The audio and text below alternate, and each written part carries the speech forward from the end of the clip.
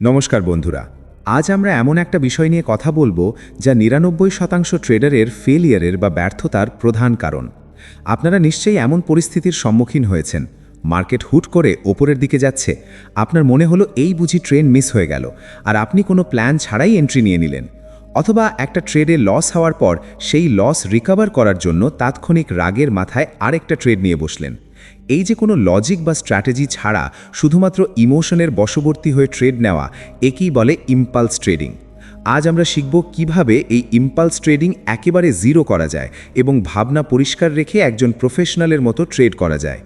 আগামী 9 মিনিট মন দিয়ে কথাগুলো শুনবেন, কারণ এই কথাগুলো আপনার ট্রেডিং কেরিয়ার বদলে দিতে পারে। চলুন প্রথমেই বুঝে নিই কেন আমরা ইম্পালস ট্রেড করি। এর পেছনে মূল কারণ হলো দুটো emotion, fear of missing out বা ফেমো, আর রিভেঞ্জ বা প্রতিশোধ নেওয়ার স্পৃহা। মার্কেটে যখন একটা বড় ক্যান্ডেল তৈরি হয়, তখন আমাদের ব্রেন সিগন্যাল দেয় যে সবাই বোধহয় টাকা কামিয়ে নিচ্ছে, শুধু আমিই বসে আছি। এই ভাবনা থেকে আমরা আমাদের নির্দিষ্ট সেটআপের জন্য অপেক্ষা না করে মাঝ রাস্তায় ঝাঁপিয়ে পড়ি। আর দ্বিতীয় কারণটা আরও ভয়ানক। ধরুন আপনার দিনের প্রথম ট্রেডে 1000 টাকার লস হলো, তখন আপনার ইগো হার্ট হয়।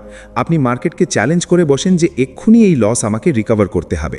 এই রিকভারি মোডে যখন আপনি চলে যান, তখন আপনার ব্রেনের লজিক্যাল পার্ট বা যুক্তিবাদী অংশ কাজ করা বন্ধ করে দেয়। আপনি তখন চার্টে যা দেখছেন সেটাই আপনার কাছে ট্রেড নেওয়ার সুযোগ বলে মনে হয়। কিন্তু বাস্তবে মার্কেট আপনার ইমোশন বোঝে না, মার্কেট চলে তার নিজস্ব নিয়মে। তাই সবার আগে আপনাকে এটা স্বীকার করতে হবে যে ইম্পালস ট্রেডিং আপনার সবচেয়ে বড় শত্রু। তাহলে এই শত্রু থেকে বাঁচার উপায় কি? এর প্রথম এবং সবচেয়ে কার্যকর কৌশল হলো একটি শক্তিশালী প্রি মার্কেট রুটিন তৈরি করা। মার্কেট খোলার আগে আপনার মন একদম শান্ত থাকে।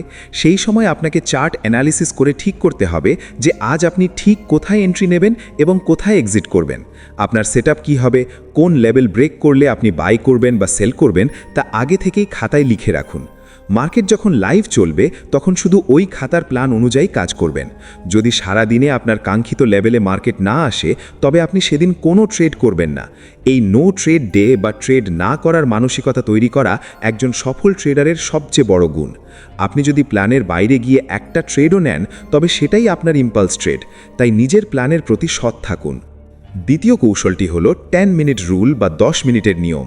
যখনই আপনার মনে হবে যে এই মুহূর্তে একটা ট্রেড নেওয়া দরকার, অথচ সেটা আপনার আগে থেকে তৈরি করা প্ল্যানের অংশ নয়, তখন মাউস থেকে হাত সরিয়ে নিন। নিজেকে বলুন, আমি ট্রেডটা নেব, তবে 10 মিনিট পর। এই 10 মিনিট আপনি স্ক্রিন থেকে চোখ সরিয়ে নিন, এক গ্লাস জল খান, একটু হাঁটাচলা করুন বা অন্যদিকে মন দিন। 10 মিনিট পর ফিরে এসে চার্টটা আবার দেখুন।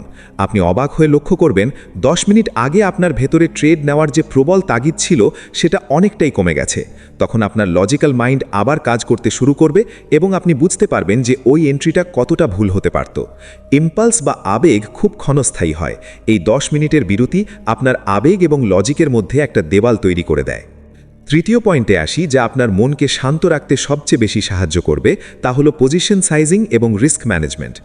ইম্পালস ট্রেডিং তখনই সবচেয়ে বেশি হয় যখন আমাদের ভয় বা লোভ চরম সীমায় পৌঁছায়।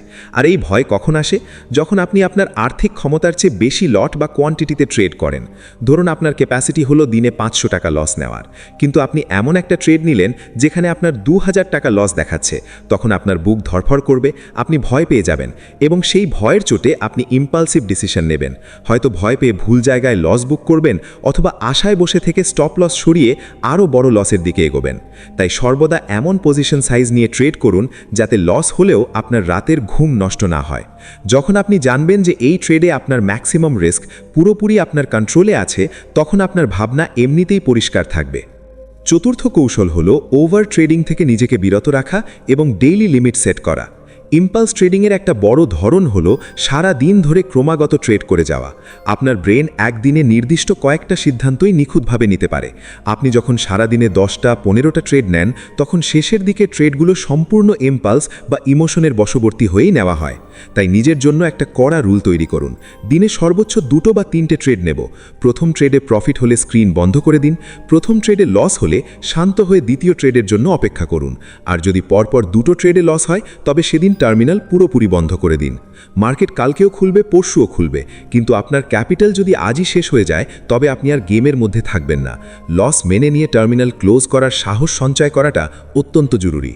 এবার আসি মাইন্ডফুলনেস বা নিজের বর্তমান অবস্থা সম্পর্কে সচেতন হওয়ার বিষয়।